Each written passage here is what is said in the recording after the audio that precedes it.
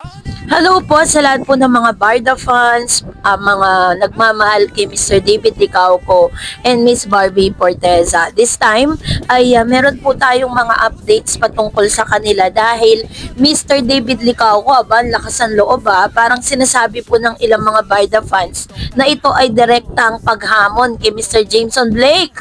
Oh my God, sino kaya ang mananalo sa puso ni Miss Barbie Forteza?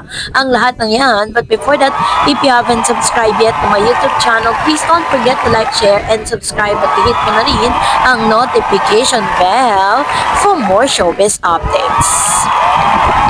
Of course, bago tayo magpatuloy sa ating updates for today's video, nais ko pong pasalamatan kayo for always watching and trusting this channel. Thank you so much sa inyong laging panonood at palagi ang pagsubaybay sa mga updates po natin.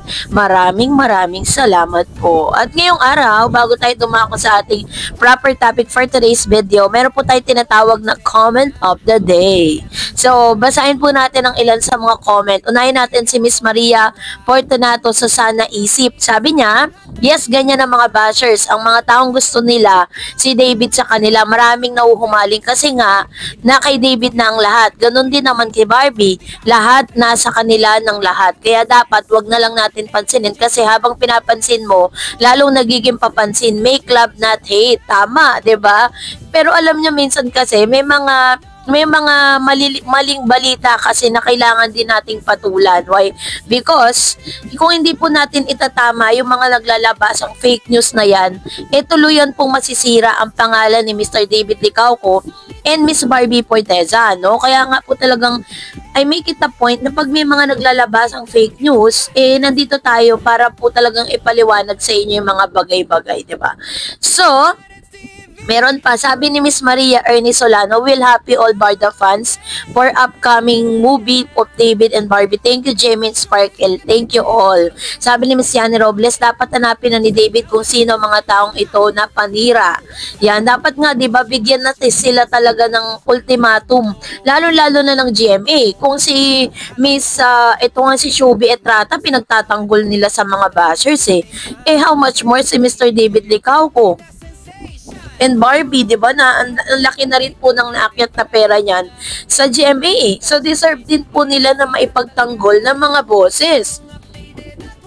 And sabi ni Miss Relio sa photo, thank you Miss Tarot sa update ng Barda. Well, wait lang ako sa ganap ng Barda. Bahala ng mga bashers. Inggit lang nasa puso nila.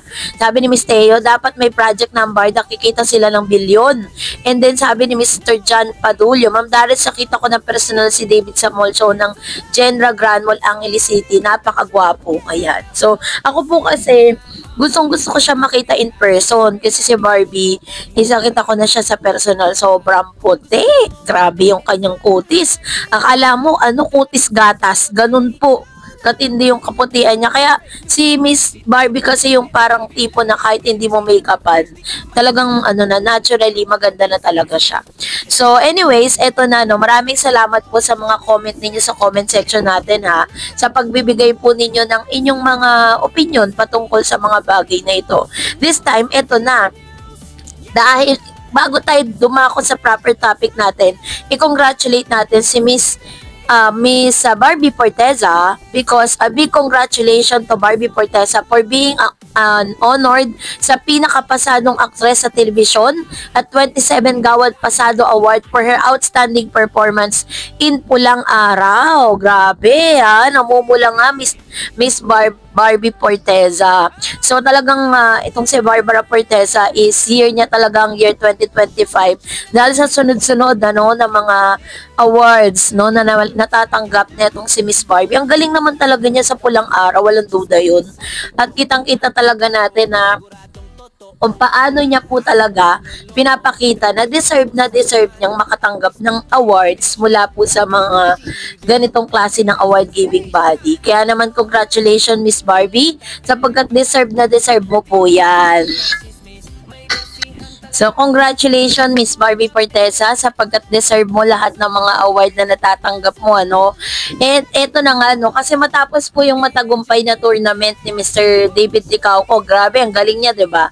Talagang pinakita niya talaga na yun talaga yung kanyang craft, yun talaga yung gusto niyang gawin sa buhay niya. Gusto niya talaga mag-basketball, this time, meron kasi siyang pinost, no? Matapos kasi yung tagumpay nila doon po sa kanilang basketball league. Meron siyang post at nagulat po ako doon sa post niya na yun. Talagang pinost niya po yun sa mga social media account niya. Verified check po yan. At tila baga naghahamon itong si Mr. David Licauco. Ngayon, syempre dahil po sa post na yun, ano po, no, parang nawindang ang ilan sa mga netizen at ilan sa mga tagahanga po ni Mr. David Licauco kasi matapang siyang naghamon sa Facebook page. Sabi niya, Sparkle versus Star Magic hopefully. So parang nananawagan siya sa mga Star Magic players. Alam naman natin na si Mr. Jameson Blake ay part ng Star Magic. Para tuloy pinoconnect kasi siya, kinoconnect po siya ng ilang mga netizen na baka daw ito ay personal na paghamon ni Mr. David Licauco kay Jameson Blake dahil po nga sa connection ni Jameson tsaka ni Miss Barbie Forteza. So yun yung connect na mga netizen. Pero parang sa tingin ko naman, it's about the game lang talaga. Pero doon natin masusukat talaga sino ba talaga yung magaling, 'di ba? Kasi si Jameson Blake ay part po ng Gemis tawag dito ng Star Magic artist. So possible na kapag po yun ay naganap, magkakalaban sila sa court. Alam naman natin na ang court very hard, sabi nga hard court diba? Talagang hindi lang po labanan niya ng galing sa basketball, talagang parang labanan ng sakitan nga yan, kala mo boxing nga yan, diba? So doon natin nakikita talaga kung sino talagang magwawagi, At napakagandang yan. Kung talagang matutuloy yan at papatulan ng Star Magic versus Sparkle. Magandang yan. Magandang hamon yan. At talagang masasabi natin na match talaga yan. Kasi parang very hot tong sobrang hot nitong si Mr. David Licauco na talagang kalabanin ang mga taga Star Magic, So, hopefully, it will happen at sana nga magyari na siya soon at ang prayer natin sana supportahan ni Barbie Forteza yung laro na to. Dapat nandun siya. At ang tanong, sino ba ang kanyang i-share? No, yun yung mga katanungan ng ilang mga netizen. But anyways, yun yung ilan sa mga dapat nating abangan, 'di ba? So, at the same time is yun nga, namimigay po sila ng mga ganitong klase ng pagkakataon kung saan makikita natin ng iba't ibang mga artista, ganon. And first time kasi ni Mr. David Licauco talaga sa mga ganitong league, kaya talagang kinukuha niya yung sinisis niya yung moment, At kaabang-abang na din, yung pinakabagong movie na gagawin po nila. At may mga chika-chika mamaya pag-uusapan natin yan sa another vlog natin. May mga lumalabas kasing another chika patungkol doon. Pero that's another story to tell. And I hope na man yung paghamong ginagawa ngayon ni David, siya po ang magwagi, at maganap to soon para at least makita natin sino ba talaga, diba? So, kayo po, anong niyong saloobin patungkol dito? Mag-comment kayo sa comment section. And that's it for today. For more videos and updates, please don't forget to like and subscribe, and please don't forget to follow my Facebook page, Dareds TV and Dareds channel. God bless everyone!